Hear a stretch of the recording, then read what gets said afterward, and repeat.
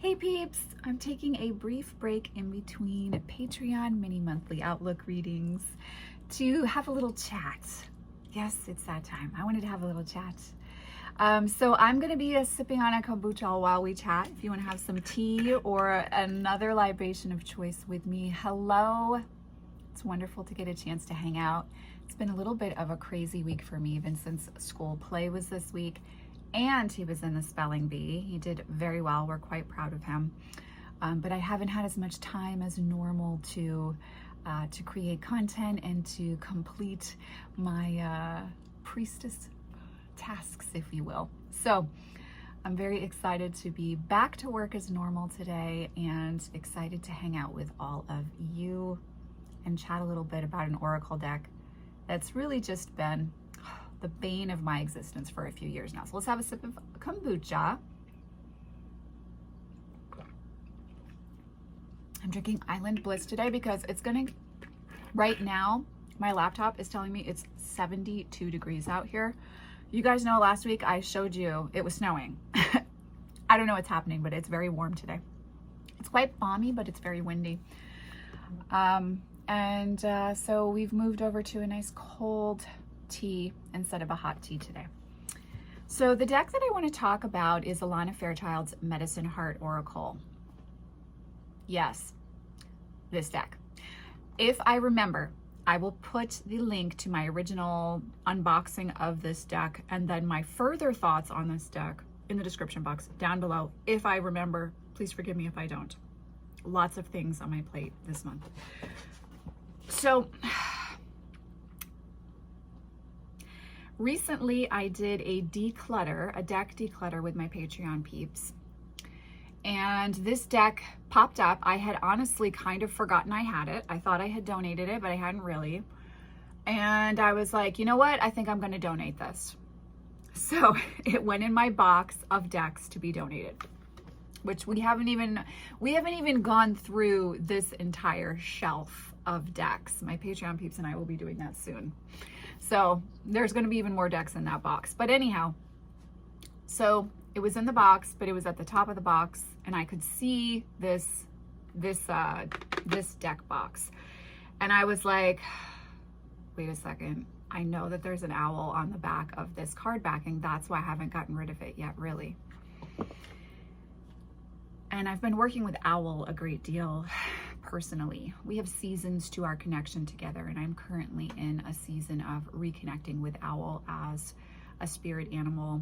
Owl was gifted as or honored for me as a totem by a teacher of mine way back in the day. It's why Owl is in the channel name. And so this backing with both Owl and Raven is why this deck hasn't gone out of my life yet. The artwork was very beautiful. I really struggled to connect with the deck, and let me go grab the guidebook. This guidebook is insane. Alana, it's too big. It's too much. It's too much. It's literally 367 pages long. Now, I like me a meaty guidebook, but this is not a guidebook that's filled with decades of research and a lot of content that you can benefit from, like Phantasmagoria by Ian Daniels. This is a guidebook with a lot of, I'm going to use a phrase we all of us stateside are tired of hearing, but it's true, word salad.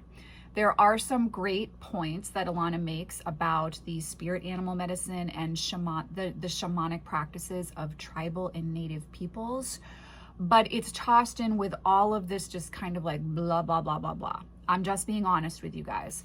And it's why it was on my donate list, because at the time, I didn't have the space to weed through the guidebook meanings to get to the heart of each of the card pulls, because Alana is sharing from the perspective of multiple shamanic tribal peoples.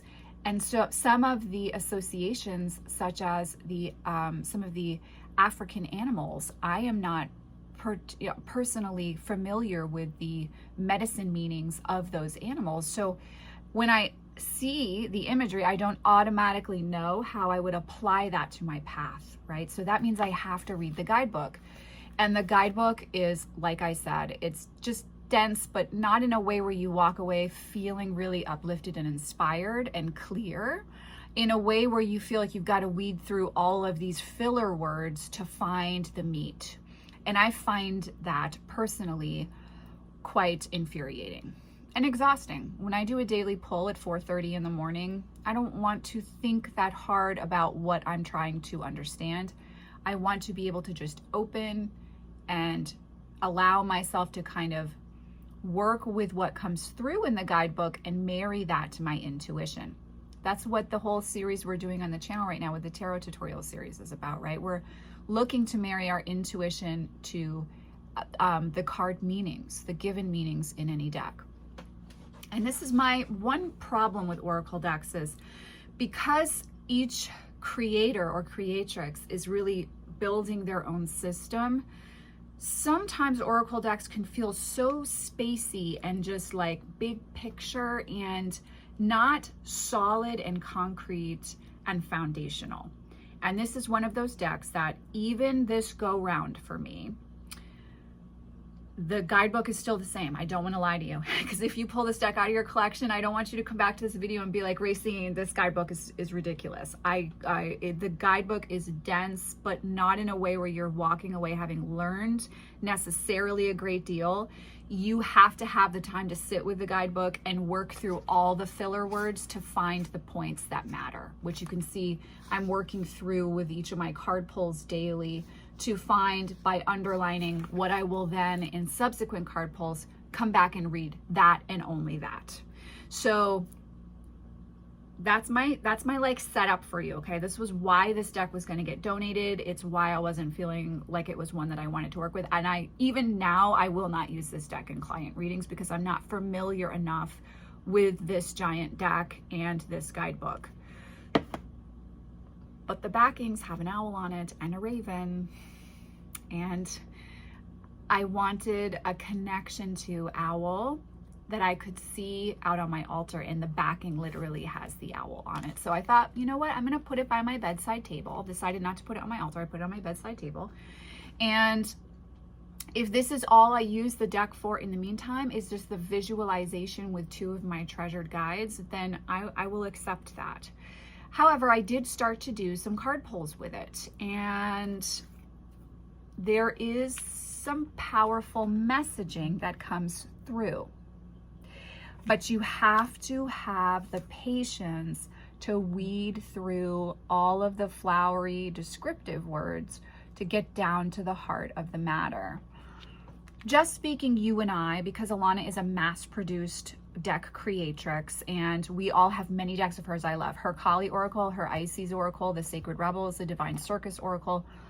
Those are decks that I adore and will recommend to people all the time, right? All the time. They're wonderful decks. We've worked many workshops here on the channel. With her decks. So please know, when Alana knocks it out of the park, she knocks it out of the park. Someone needs to edit her. The last few decks are just too much. We don't need it to take 2 paragraphs to get to the one sentence that's helpful.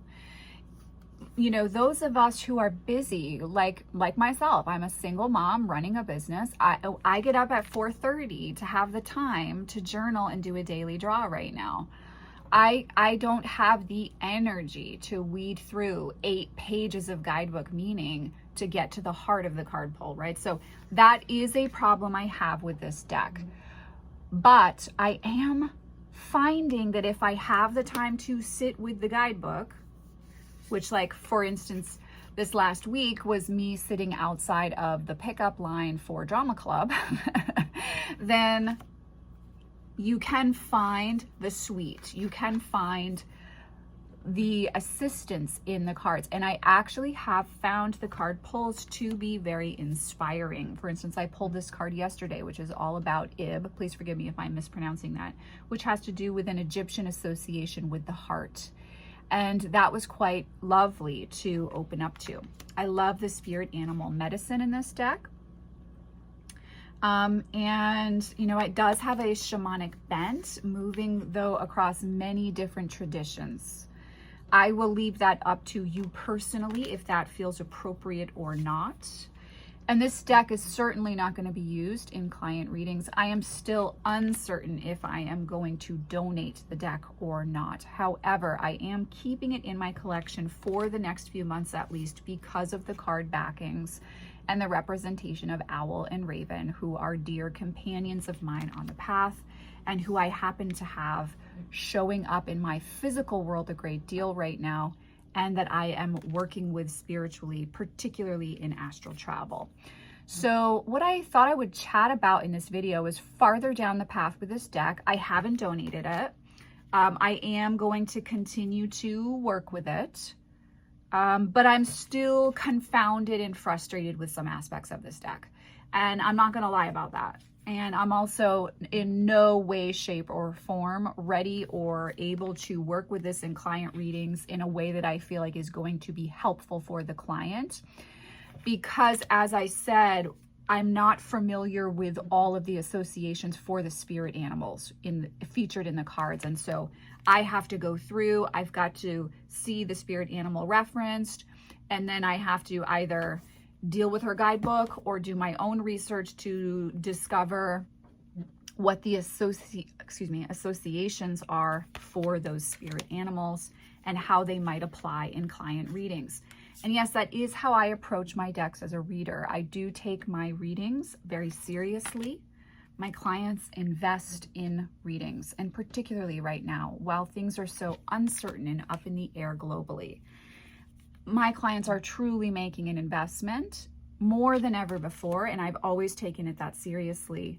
And so I don't just throw a deck down that I don't understand in a reading, and I don't understand this deck at this point in time. Not like I understand Sacred Rebels, which I feel like is a bit similar to this this deck in a way. So if you already have Sacred Rebels, you do not need this deck. Still, I think I said that in the first video a couple years ago, still applies. You do not need it. If you have Sacred Rebels, you are fine. If you like this artwork, then I would say you may wish to invest in it. You may find this guidebook just exhaustive and not in a helpful way. Or you may love it. You could love it and be like, Racine, it's one of my favorite guidebooks. She does include ritual workings for each of the cards, but I am someone who prefers to craft my own rituals. They just feel more authentic for me than to have to memorize someone else's prescribed ritual. That's just how I feel. But I digress. Where was I? Where was I? Let me sit with that for a second. So yeah, so I won't be using this for client readings because not yet, and not anytime soon, because it's not, I don't understand the associations, and the card title is not necessarily clear enough for me to understand what I'm working with. Also, Alana has shifted into a place of working with a lot of devas and angelic guides, and while I can appreciate that, that's not my sweet spot. I tend to work more with earth energies, old essence, devas of place that have to do with more of an ancient energy, and I'm much more comfortable working in the demonic shadow underworld realm. It's just personally where things feel yummy for me. So sometimes her associations are not necessarily devas or divine beings or entities that I personally want to hang out with. So I don't necessarily have the back history on those beings, and that means I have to do some research in order to do an effective reading for someone else. So again, that's another reason why this deck won't be on my client reading list of decks. And I do know that there have been some expressions from others around cultural appropriation with this deck, and I'm not going to get into that here. I will let you make your own decisions on that. As I said, I love Sacred Rebels Oracle. I feel like Alana knocked it out of the park in every way with that deck. She did another more shamanic deck that was green. Do you guys remember what it was called? I gifted that one as well. If I have the unboxing on the channel, I will put that in the description box below too. But that one I was not very connected with as well. I really struggled with that one. This one a little bit less than that other one, which just really didn't resonate for me in the long term at all. But this one's still kind of in the same vein, much less connected to it than Sacred Rebels or Divine Circus. And again, I wish someone would edit Alana. I understand that she is channeling the guidebook meanings. Like I said, I have some decks of Alana's that are perfection. The Kali Oracle, the Isis Oracle, again, like it doesn't get better than those decks to me for as far as Oracle decks go. But she's gotten very, very wordy in the last few decks, and it's not in an enjoyable fashion for me. So I'm still very much on the fence about what I'm going to do with this deck. It may indeed make it to the donation box again. But for the time being, I do want to say that, you know what? I have had some really inspiring daily draws with it over the last 2 weeks. And I love this card backing. This is one of my all-time favorite card backings. I work with, as far as the magic of owl goes, I prefer to work with barn owls. I work also with barred owl energy. Barred owls are native to New Hampshire, and so I see barred owls and I have them in my backyard all the time. I'm not a big, I don't work with the other owl, the horned owl. A lot of people over the years have sent me horned owl items, and I'm very thankful for that. But predominantly for me, I work with barn owl energy or barred owl energy, and this depiction is just stunningly beautiful. So I will say, I have a Taurus Venus and a Taurus Sun. I love me some beauty. This deck backing is hard for me to let go of. It's the only reason this deck is still in my collection, and I do think it's hung around for me to work with now at a particularly interesting juncture in my own path and my own work and what I want to focus on. And what has become clearer to me that my work as a priestess will be about in the coming years. So I'm intrigued by that. And I do think, because this channel has documented so many decks, we've all loved to share about our decks together, that I kind of just wanted to do a chatty deck about this. It's not necessarily informative. It's more chatty. But these are some of my thoughts about this deck. It's such a confounding deck. And I'm not sure what to do with it, you know? I'm not sure. I'm in some ways ambivalent, in some ways obsessed with the card backing. But I don't feel I'm going to be using it in client readings at all, at least not in the near future. And I really wish someone would edit Alana and assist her a little bit here with this. Because this is, it's too much. It's too much. And like you can see with some of the outlining I've done, let me see, I gotta find, because it's so freaking gigantic. Here we go. Like with some of the outlining I've done, you know, we have all of this information, and really it's only like these 3 bullet points that I feel are important. And guys, this is the card pull. It keeps going. That's all one card.